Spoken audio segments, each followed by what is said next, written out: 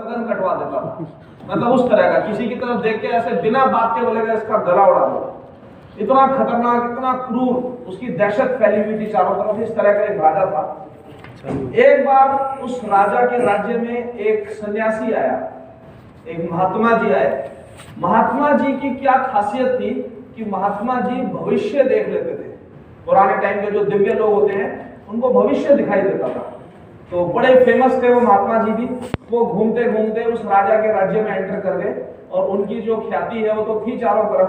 तो बात उड़ते उड़ते राजा तक भी पहुंचाई किसी ने। बोला महाराज एक महात्मा जी आए हैं राज्य में, बहुत बड़े हैं, उनको हमें सम्मान देना चाहिए, राजमहल में बुलाना चाहिए। तो राजा बोला क्या है उसकी खासियत? बोला वो भविष्य बता देता है। बोला है भविष्य बता देता है, बकवास, कैसे बता देगा, पकड़ के लाओ। बोला इधर सम्मान वमान कुछ नहीं। खतरनाक राजा था। तो उसके सिपाही गए राजा के और महात्मा जी को पकड़ के लेके दरबार में आ गए। महात्मा जी एकदम नॉर्मल स्माइल करते हुए। राजा ने बोला हाँ सुना तुम लोगों को बेवकूफ बना रहे हो। तो कुछ नहीं बोले, स्माइल किया। बोले बेवकूफ बनाने के लिए सारी दुनिया घूमो, मेरे राज्य में ये नहीं कर सकते।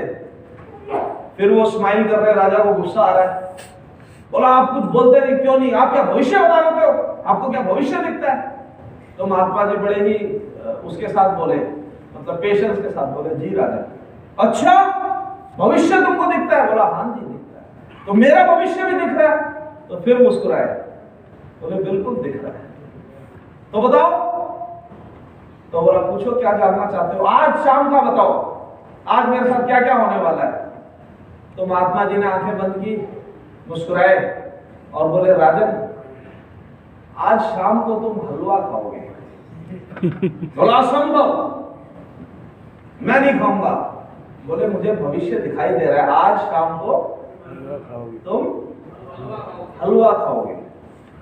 तो राजन बोला अगर ये बात तुम्हारी गलत साबित हो गई तो तुमने भी सुना होगा, अपना भविष्य भी देख लेना, गला कटवा दूंगा। तो फिर वो मुस्कुराए। तो बोला कि ले जाओ इनको, तो जो भी एक जो गेस्ट हाउस है बोला उसमें रखो और आज इधर रखो, कल सुबह बात करेंगे।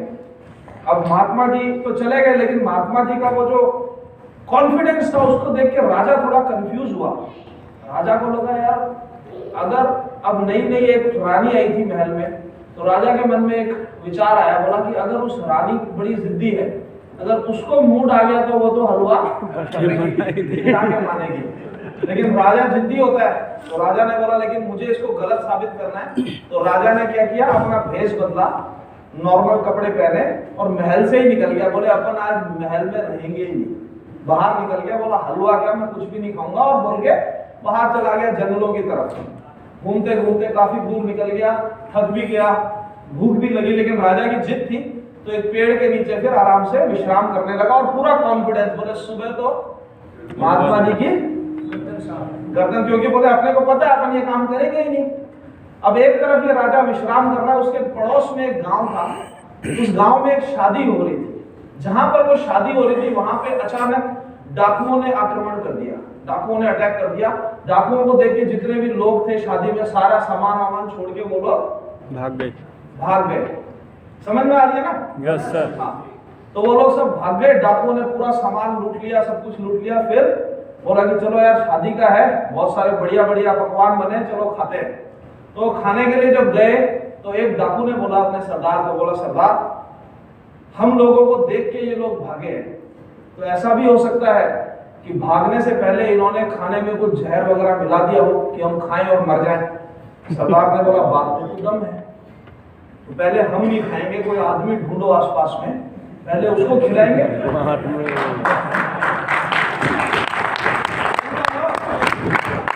कहानी खत्म नहीं हुई, पहले बोला उसको खिलाएंगे, उसके बाद में हम खाएंगे। तो ये डाकू लोग गए ढूंढने के लिए, पास में जंगल की तरफ ढूंढते ढूंढते गए तो देखा एक पेड़ के नीचे एक आदमी आराम से सोया हुआ है।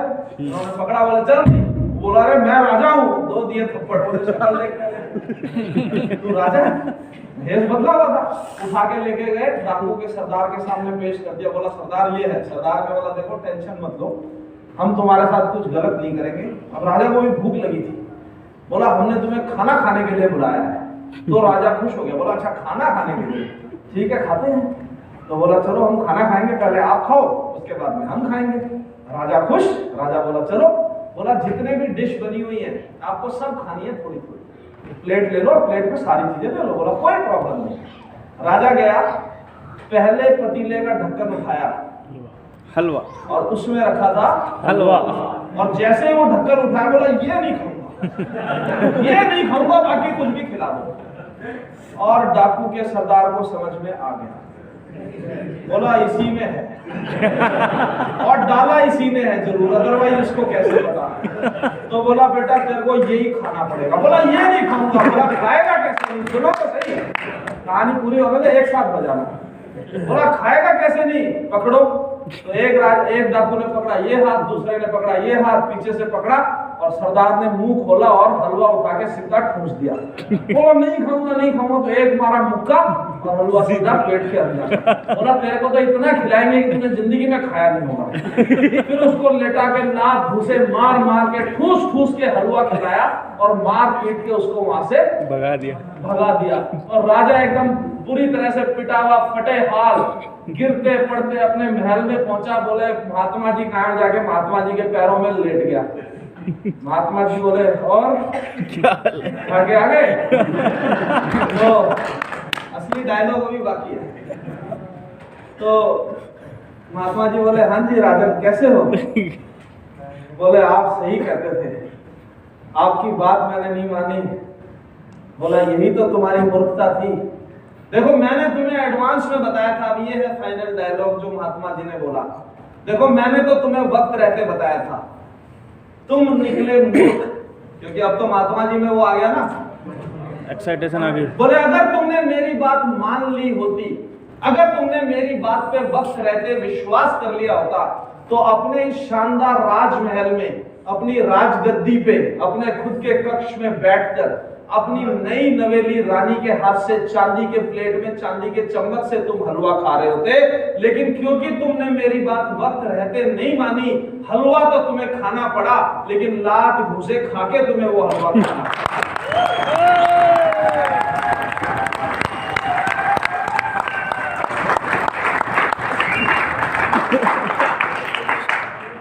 तो अभी तो हम बढ़िया माहौल में बैठे हैं। तो मैं तो ये कह रहा हूँ साहब, हलवा तो खाना पड़ेगा, नेटवर्क मार्केटिंग तो अभी समझ में आ गई, तो वक्त रहते एकदम शानदार तरीके से करेंगे। अदरवाइज डाकू तो नहीं पता, लेकिन वक्त के लात घुसे। कईयों को तो खिला दिया ऑलरेडी इस कोरोना ने, बहुत सारे लोगों को तो, लेकिन नेटवर्क मार्केटिंग तो करना पड़ेगा। बट ये मैं भी जानता हूँ, कहानी सुन के मजा तो आया, लेकिन ये कहानी सुनने की वजह से आप इस चीज को एक डिसीजन के रूप में कन्वर्ट नहीं कर सकते। करेक्ट और नॉट? तो ये वक्त डिसीजन का है, ये वक्त अब आपके पूरे अटेंशन का है। ये कहानी थी, आपने सुन लिया, हंस लिए, मूड अच्छा हो गया, अभी पूरा अटेंटिव होके बैठ जाइए। अभी मैं अपना सेशन स्टार्ट करने जा रहा हूँ। इंट्रोडक्शन में अपना दे चुका हूँ, बैकग्राउंड के बारे में मैंने आपको बताया कि मैं एक ऐसी ऑर्गेनाइजेशन में था जिसमें जाना आज भी लाखों लोगों का सपना है। हाँ कि ना? Yes sir. भारतीय वायुसेना इस लोगों को जब देखते हैं तो एकदम छाती चौड़ी हो जाती है कि यस, इंडियन एयरफोर्स जैसी प्रेस्टिजियस ऑर्गेनाइजेशन में था और अच्छी खासी लाइफ थी।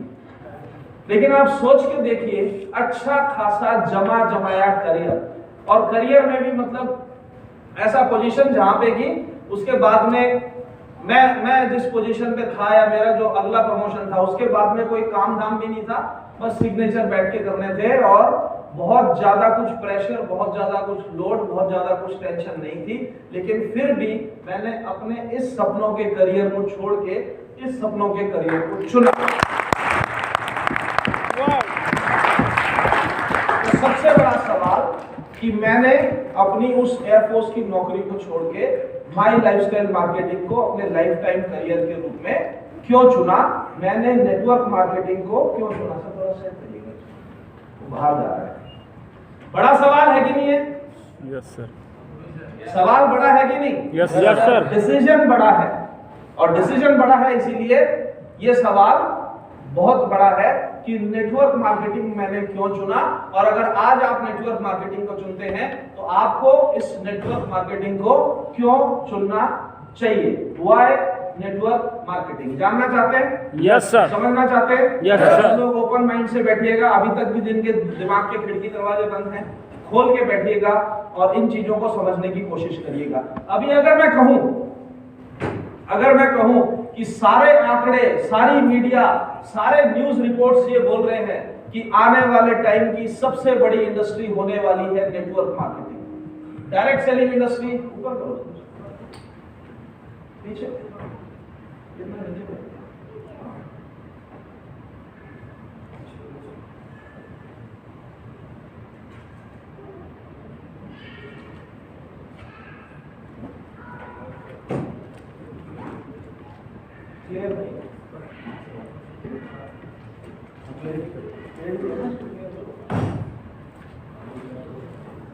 से हम लोग जाने अनजाने में जस्ट जुड़ चुके हैं, इसको सही तरीके से अपनाया नहीं है। इस इंडस्ट्री के आंकड़े अगर मैं आपको बताऊं, अनुराग ठाकुर बोलते हैं कि पिछले साल का इसका जो ग्रोथ है 13% ग्रो किया है, जो कि एक इंडस्ट्री की ग्रोथ के लिए बहुत बड़े आंकड़े होते हैं। डायरेक्ट सेलिंग इंडस्ट्री का 13,000 करोड़ रुपए का पिछले साल का टर्नओवर था, और सारे आंकड़े मतलब आज की डेट में, एक टाइम था जब डायरेक्ट सेलिंग इंडस्ट्री की कोई बात नहीं करता था, डायरेक्ट सेलिंग इंडस्ट्री के बारे में कोई चर्चा करना पसंद नहीं करता था, इनके साथ मिलना जुलना पसंद नहीं करता था। आज की डेट में मीडिया का कवरेज डायरेक्ट सेलिंग इंडस्ट्री को आ रहा है, और नीति आयोग भी बोल रहा है कि डायरेक्ट सेलिंग पर विशेष जोर देने की जरूरत है। बहुत सारे आंकड़े ये बता रहे हैं 2025 तक 1,80,00,000 लोग डायरेक्ट सेलिंग इंडस्ट्री को चुनेंगे। ये इधर से कट रहा है, सारी चीजें भी मैं आपको बताऊंगा, फिर भी आप बोलेंगे तो क्या हो गया, हमें क्या फर्क पड़ता है इससे। डायरेक्ट सेलिंग इंडस्ट्री ग्रो करता है तो करने दो, अगर इसमें इतनी ग्रोथ है, इतना ज्यादा गवर्नमेंट फोकस कर रही है तो करने दो, लेकिन हमें क्या फर्क पड़ता है, हम क्यों करें साहब, हमें तो नौकरी अच्छी लगती है, हम नौकरी करेंगे, हमारी अगली जनरेशन नौकरी करेगी। तो मैं आपको बताना चाहूंगा कि अगर नौकरी की भी बात करें, नौकरी के लिए, सरकारी नौकरी के लिए हम लोग एम्प्लॉयमेंट न्यूज पढ़ते हैं, एम्प्लॉयमेंट न्यूज जैसा न्यूज़पेपर जिसमें हमेशा आपने नौकरी की खबरें देखी होंगी, यस और नो? एम्प्लॉयमेंट न्यूज की हेडलाइन क्या बोलती है? Direct selling industry unleashing employment potential, यानी एम्प्लॉयमेंट न्यूज के अंदर भी इसका प्रचार आ रहा है। लेकिन उसके बावजूद भी आप कह सकते हो कि इन सब चीजों से हमें फर्क नहीं पड़ता, हम अपने आप को देखेंगे और हमारे पास क्या क्या ऑप्शन है वो सारे के सारे हम लोग देखेंगे। ये बोलना भी चाहिए, ये सोचना भी चाहिए, ये मानना भी चाहिए। और उसी मुद्दे पर मैं आ जाता हूं कि इनकम, पैसा कमाना हमारी मजबूरी है या हमारी मर्जी है? मजबूरी है। पैसे के लिए काम करना और कोई ना कोई काम करके पैसा लेना, इनकम लेना। जितने भी लोग यहाँ पे बैठे हुए हैं, कोई ऐसा भी बैठा है जिसकी सिर्फ मर्जी है, कोई मजबूरी नहीं है, यानी नहीं भी कमाए तो चलेगा, ऐसा कोई है क्या यहाँ पे? मेरा सवाल समझ में आ रहा है आपको? Yes sir. तो जवाब क्यों नहीं दे रहे? ऐसा कोई है नहीं, कोई नहीं है। हमारी मजबूरी है, कोई ना कोई काम तो करना ही पड़ेगा। और मैं मतलब अभी आगे जो बात करने वाला हूँ ना, बिल्कुल प्रैक्टिकल बात करने वाला हूँ, धरातल में बात करने वाला हूँ। आपसे सिर्फ मुझे रिस्पांस चाहिए, क्योंकि बहुत सारे सवाल मैं अभी आपके सामने डालने वाला हूँ। मैं आपसे सवाल पूछूंगा, आपको जवाब देने, राइट ना? Yes sir. इसलिए अलर्ट हो जाइए, अभी क्वेश्चन आंसर सेशन है। पैसा कमाना हमारी मर्जी है या मजबूरी है? मजबूरी है, यानी कमाना तो पड़ेगा, काम तो कुछ ना कुछ करना ही पड़ेगा। ऑप्शन कितने हैं हमारे पास में? पैसा कमाने के लिए हमारे पास में मोटा मोटा अगर देखेंगे तो पहला ऑप्शन है नौकरी कर लो, दूसरा ऑप्शन है कोई ना कोई ट्रेडिशनल बिजनेस कर लो, दुकान खोल लो या इस तरह का कोई काम कर लो, राइट और नॉट? Yes sir. और मोटा मोटा तो ये दो ही ऑप्शन होते हैं। खेती बाड़ी में कब प्लस जाएगा कब माइनस जाएगा हमें मालूम नहीं है, हमारे भी खेत बहुत है, लेकिन आंकड़े ये बताते हैं कि भाई अगर बाहर का बैकअप नहीं है तो खेत के ऊपर सर्वाइव करना आज की डेट में बहुत मुश्किल है। यस और नो? Yes sir. तो आपको करना पड़ेगा। यस। तो नौकरी या बिजनेस, दो ही ऑप्शन है। नौकरी बहुत वैरायटी की है, बिजनेस बहुत वैरायटी के है, करेक्ट? लेकिन कैटेगरी वाइज ये दो है। और तीसरा ऑप्शन आज हमारे सामने क्या है? Network marketing. ये भी एक बिजनेस है। क्या है? अभय सर ने आपको समझा दिया, लेकिन इसको हम एक तीसरी कैटेगरी में मानते हैं। ये तीन ही ऑप्शन है, यस इन तीनों ऑप्शंस में से हमें कौन सा ऑप्शन चुनना चाहिए? नेटवर्क मार्केटिंग कौन सा चुनना चाहिए? जो बेस्ट हो, जो बेस्ट हो, सबसे अच्छा। जो बेहतर हो, राइट और नॉट? Yes. जब आपके पास चॉइस है तो क्या चुनेंगे आप? बेस्ट बेस्ट बहुत सारे लोगों के पास चॉइस नहीं होती। अब किसी बच्चे की शादी ही नहीं हो रही तो कहीं से भी रिश्ता आ गया तो बोला चेप दे, राइट और नॉट? यस राइट लेकिन जिसके सुबह से शाम तक रिश्ते आ रहे हैं, जिसके पास में बहुत सारे ऑप्शन हैं, वो तो देखेगा।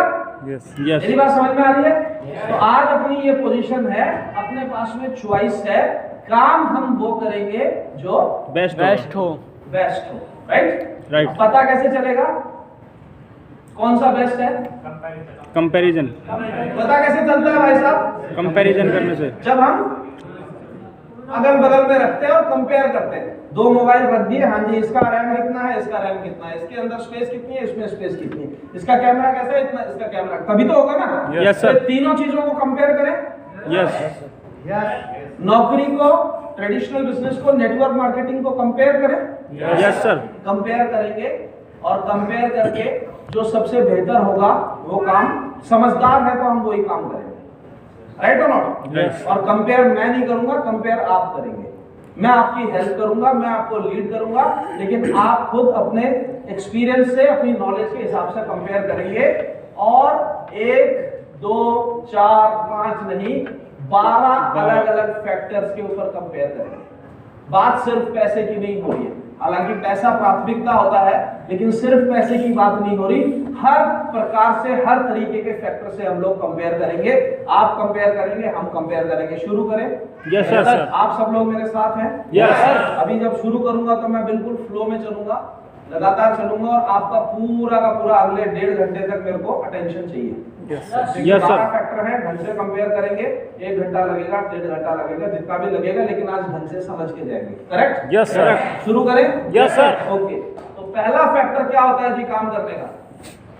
इनकम काम करने का पहला कारण किसी इंसान का क्या होता है? इनकम इनकम के मामले में अगर हम कंपेयर करें तो आप मुझे बताइएगा कि क्या नौकरी में आपकी इनकम पर आपका कंट्रोल होता है?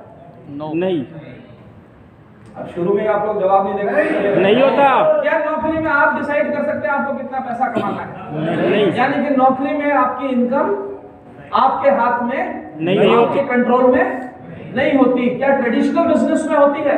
नहीं होती। जिनको गलतफहमी थी, दूर हो गई आज, कईयों को थी, लेकिन उनकी दूर हो गई, पिछले 6-8 महीने में निकल गई। दूर हो गई। तो क्या ट्रेडिशनल बिजनेस में आप डिसाइड कर सकते हैं आपको कितना पैसा कमाना है? लेकिन क्या नेटवर्क मार्केटिंग में आप फैसला कर सकते हैं कि आपको कितना पैसा कमाना है? यस यस तो बेहतर कौन सा हुआ? Network marketing. नौकरी में आपकी इनकम आपके कंट्रोल में नहीं है, ट्रेडिशनल बिजनेस में आपकी इनकम आपके कंट्रोल में नहीं है, लेकिन नेटवर्क मार्केटिंग में मैंने क्या बोला, कई सारे एग्जांपल बताए कि पहले डिक्लेयर करते हैं उसके बाद कमाते हैं।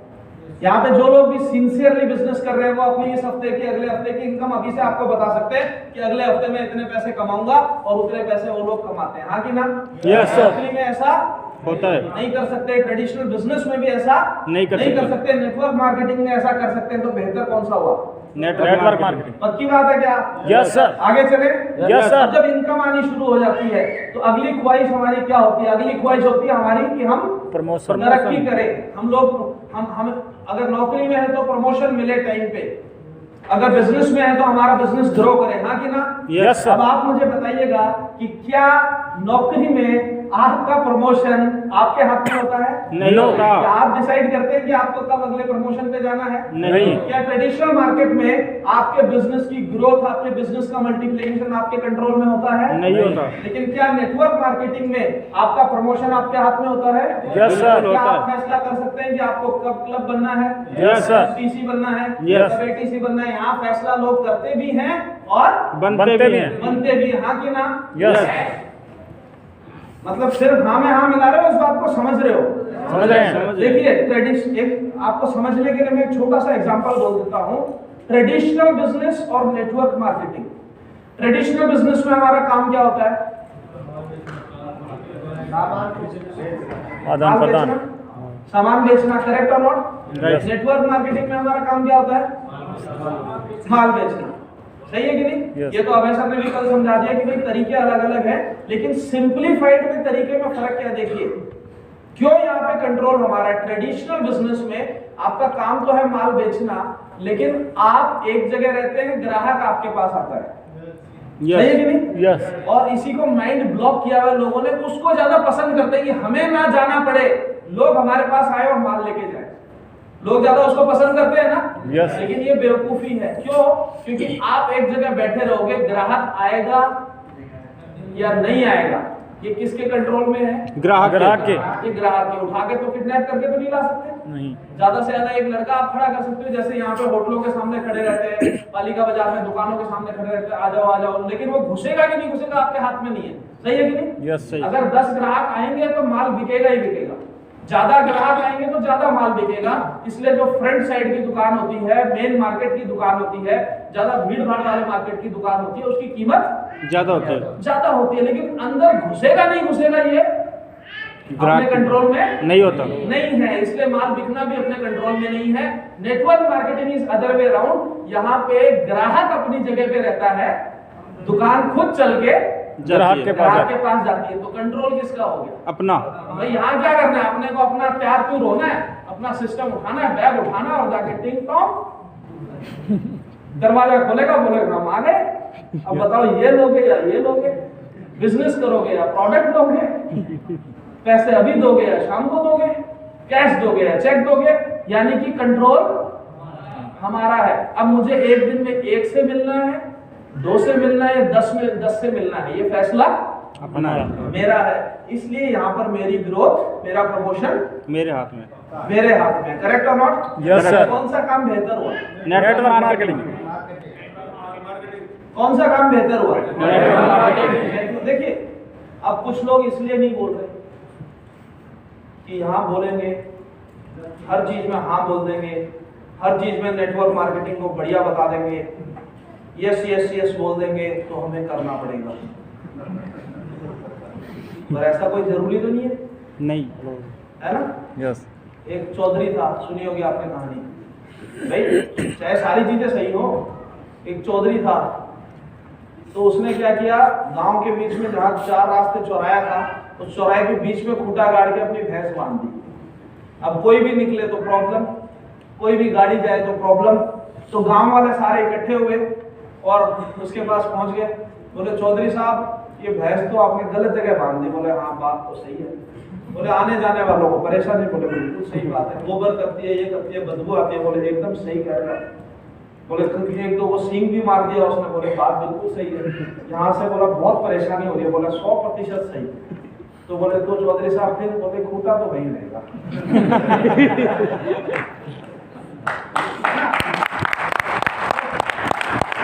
कोई जरूरी नहीं है।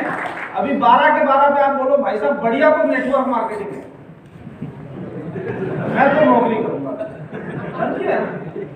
है ना? लेकिन इसलिए लेकिन खुल के आप जवाब तो दो कम से कम। Yes yes sir. क्योंकि जो भी काम करना है खुल के दो, गला खुलने दो ना। प्रॉब्लम क्या है? अच्छा रहेगा। कुछ वायरस उधर घुसा हुआ तो निकल जाएगा जोर से अगर बोलेंगे। राइट ना? Yes sir. ओके, तो प्रमोशन के मामले में सबसे बढ़िया नेटवर्क मार्केटिंग। आगे चले। Yes sir. 2 ही फैक्टर हुए। अभी तीसरे फैक्टर के ऊपर हम लोग आते हैं।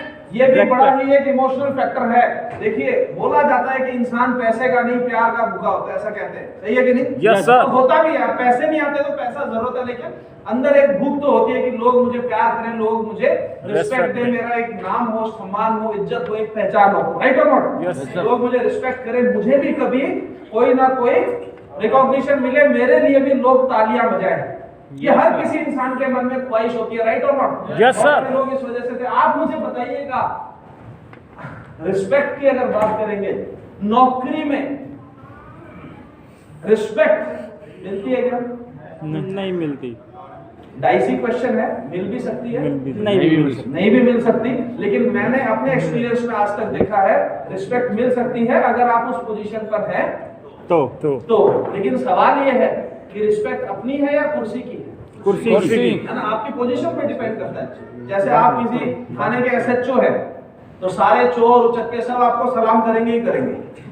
रिस्पेक्ट तो देंगे, लेकिन रिस्पेक्ट अपनी है। कल को दूसरा आके बैठेगा तो आपके घर आके आपको सलाम करेंगे या उस एसएचओ को चालू कर देंगे? उसको मेरी बात समझ में आ रही है? सही सर। तो नौकरी के अंदर, और यहाँ पे जो सलाम है, यहाँ पे जो रिस्पेक्ट है, नौकरी में आपका बॉस है, आप उसको रिस्पेक्ट तो करेंगे, लेकिन वो दिल से करते हैं सिर्फ दिखाने के लिए और पीछे मुड़ते गाली देते हैं? ये भी एक बहुत बड़ा सवाल है, राइट और not? Right sir. Traditional business की अगर बात करेंगे, वहां रिस्पेक्ट और रिकॉग्निशन की कोई चर्चा ही नहीं होती। वहां तो बोले जी पैसे आने चाहिए, बाकी हमें कोई मतलब नहीं है। लेकिन नेटवर्क मार्केटिंग की अगर बात करेंगे तो ये मैं अपने एक्सपीरियंस से बोल सकता हूं और पूरे दावे के साथ बोल सकता हूं कि यहाँ पर आपको एक्स्ट्रा ऑर्डिनरी रिकॉग्निशन मिलता है और दिल से यहाँ पे रिस्पेक्ट मिलता है। सही है कि नहीं? Yes sir. यहाँ पे रिस्पेक्ट हम इसलिए नहीं करते कि हमारे सामने कोई खड़ा है तो हम लोग रिस्पेक्ट करते हैं। मेरे गुरु जिन्होंने इस बिजनेस में हमेशा मेरा सपोर्ट किया, शीजन सी नायर सर, वो आज इस दुनिया में नहीं है, लेकिन फिर भी दिल से मैं रिस्पेक्ट करता हूं कि वो इंसान एक भगवान के रूप में मेरी लाइफ में है। तो यहाँ पर लोग पीछे से भी अगर आप सही मायने में लीडर है, अगर आप सही मायने में लोगों की सपोर्ट क्यों रिस्पेक्ट करते हैं? क्योंकि लोगों की जिंदगी बदलने के लिए आप अपना दिन रात एक कर देते हो। आप अपना खाना पीना छोड़ के दूसरों के घर में इनकम कैसे है उसके लिए आप भागदौड़ करते हैं, हाँ कि ना? Yes sir. अगर आप जेन्युइन लीडर हैं तो जो रिस्पेक्ट आपको नेटवर्क मार्केटिंग में मिलेगी वो रिस्पेक्ट आपको दूसरी जगह नहीं मिल सकती। और रिकॉग्निशन की अगर बात करेंगे तो मैंने जैसे बोला कि ताल कटोरा स्टेडियम तक में हमने प्रोग्राम किया, पूरे इंडिया से लोग आए थे हमारी टीम के, अलग अलग जगह से, नॉर्थ ईस्ट तक से, साउथ तक से।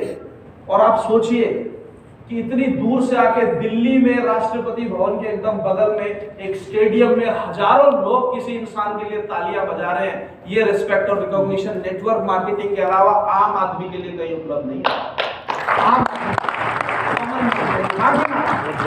रिस्पेक्ट और रिकॉग्निशन के मामले में कौन सा काम बेहतर हुआ?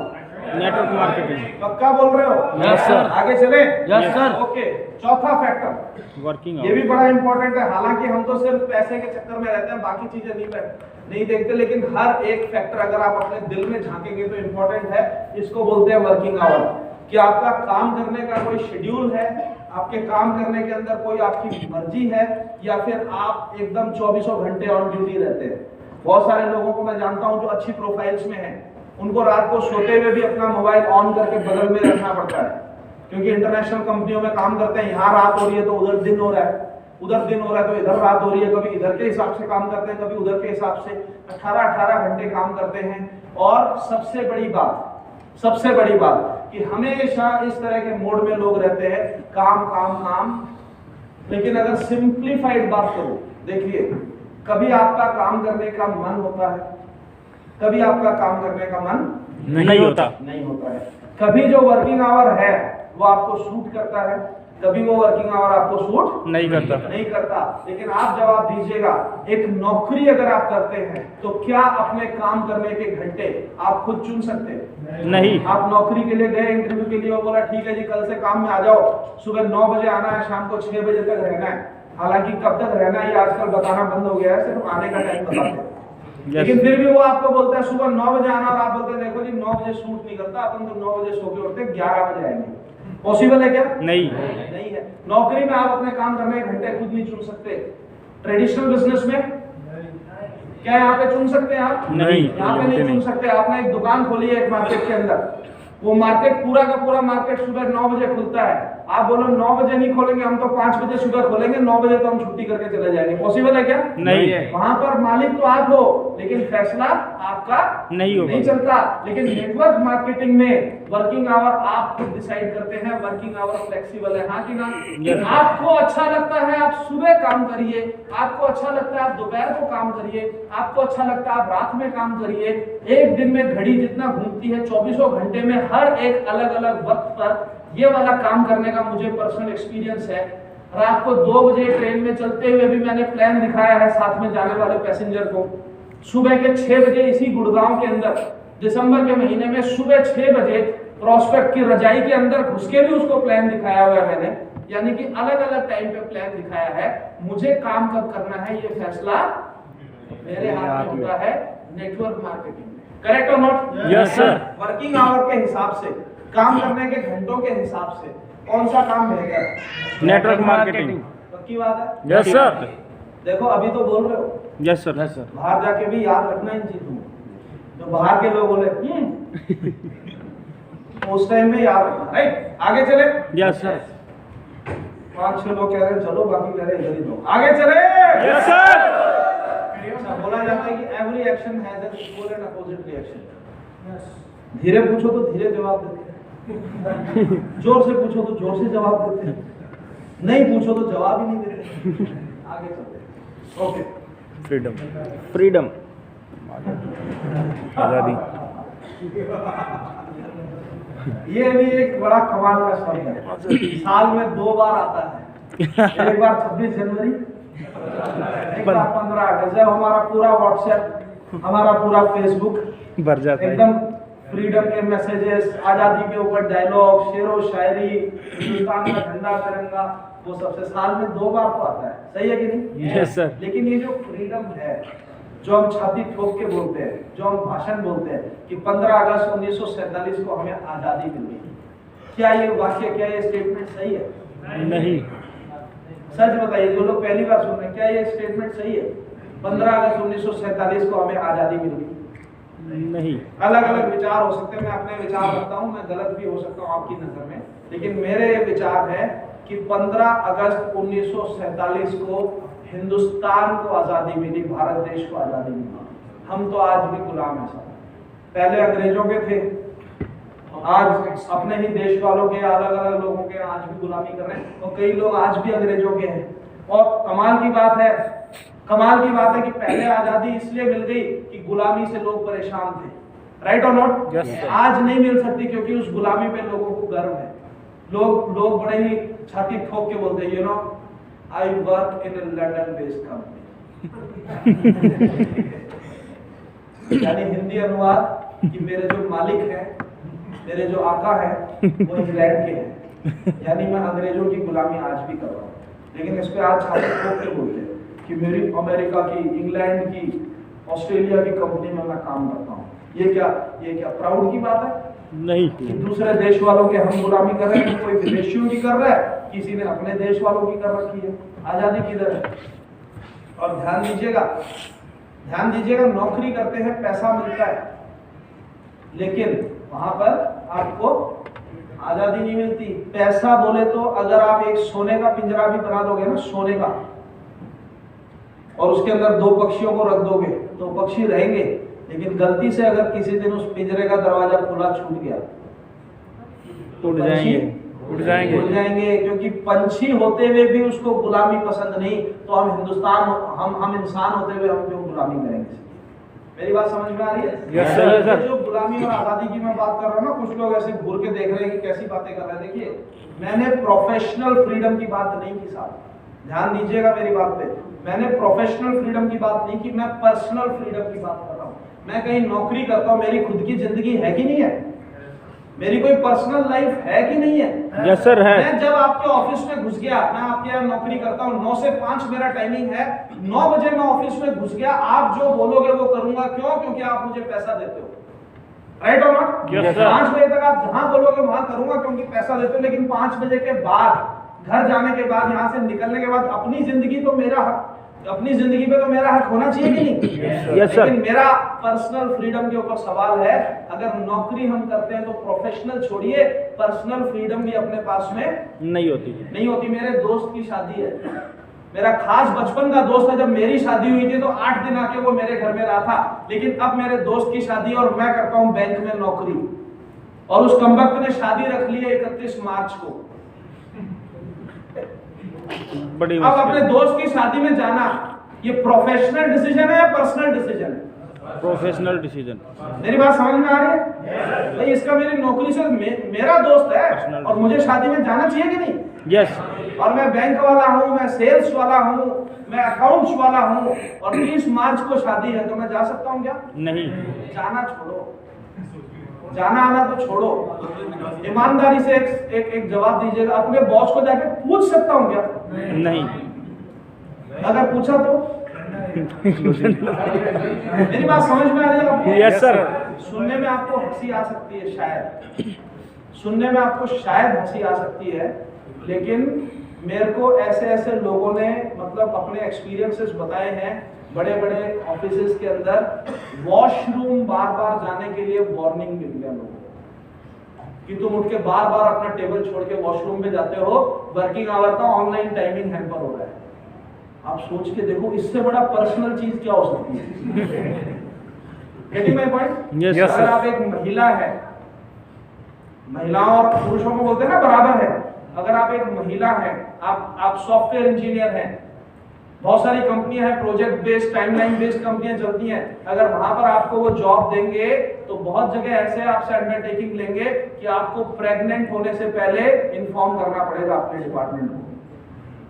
आप सोच के देखो ये डिसीजन से बड़ा पर्सनल डिसीजन क्या हो सकता है। और इमेजिन करो तो मतलब दुख भी होता है और हंसी भी आती है। प्रेग्नेंट होने का डिसीजन किसका होता है जी? ये तो हस्बैंड वाइफ का डिसीजन है आपस का। इसमें बॉस का क्या रोल आ गया बीच के अंदर? सर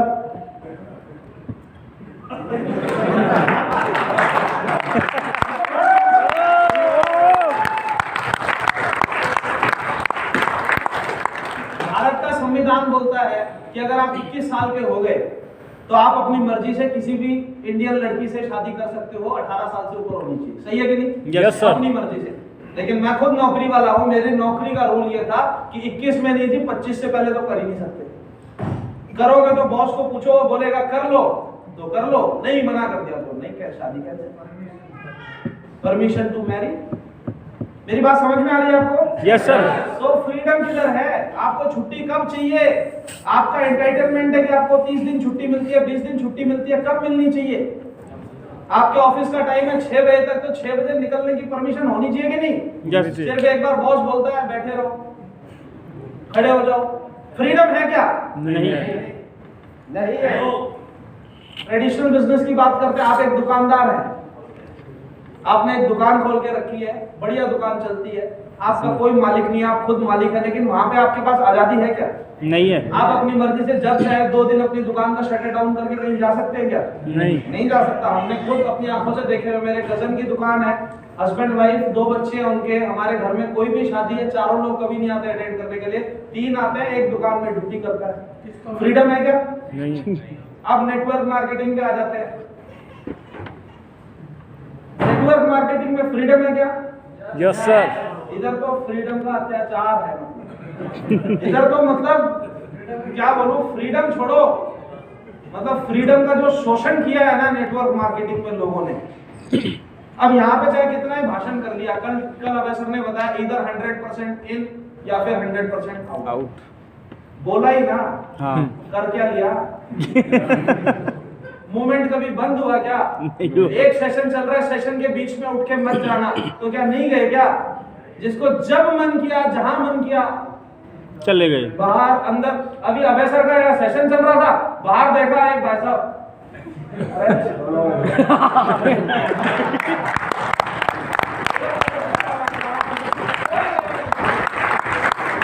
मैंने जब देखा तो मेरा अंदर से इच्छा हुई, मेरा मन किया कि जाके पूछ लूं कि भाई साहब क्या करने आए हो? अंदर सेशन चल रहा है, आप सिगरेट पी रहे हो। लेकिन सच बताऊं, दिल की बात बताऊं, इच्छा हुई, हिम्मत नहीं हुई। हमें भी इज्जत प्यारी है बाप, हमें भी इज्जत प्यारी। जाके बोलूंगा यहाँ क्या कर रहे हो? बोलेगा तुम्हें क्या है? पैसे दे के आओ, पैसे 3,000 रुपए।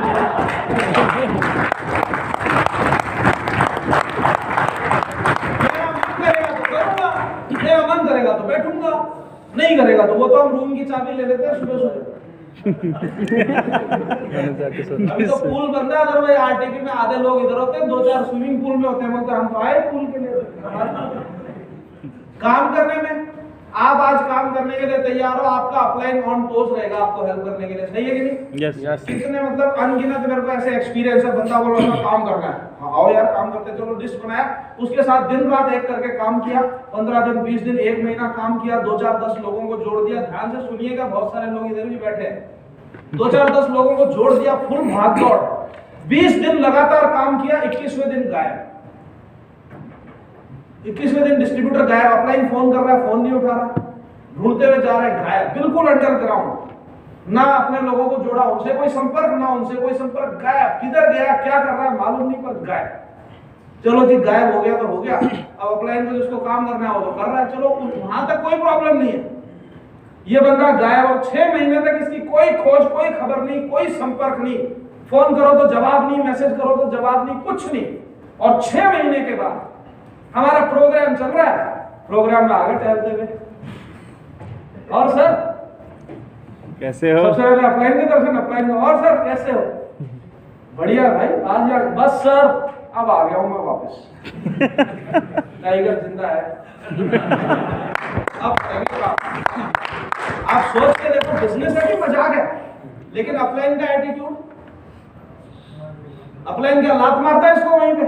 नहीं भागेगा से किधर से, चल जिधर मर रहा था उधर मर ले जा, कैसे बोलता है क्या? नहीं। अपलाइन के जो बेचारे 5 एक्टिव लोग उसके साथ है ना, जिनके साथ में मीटिंग ले रहा था, उनको बोला रुको यार, अपना बंदा आ गया पुराना वाला, जाके एकदम जब भी बात है बोला आ जा भाई, तेरा ही वेट कर रहा था।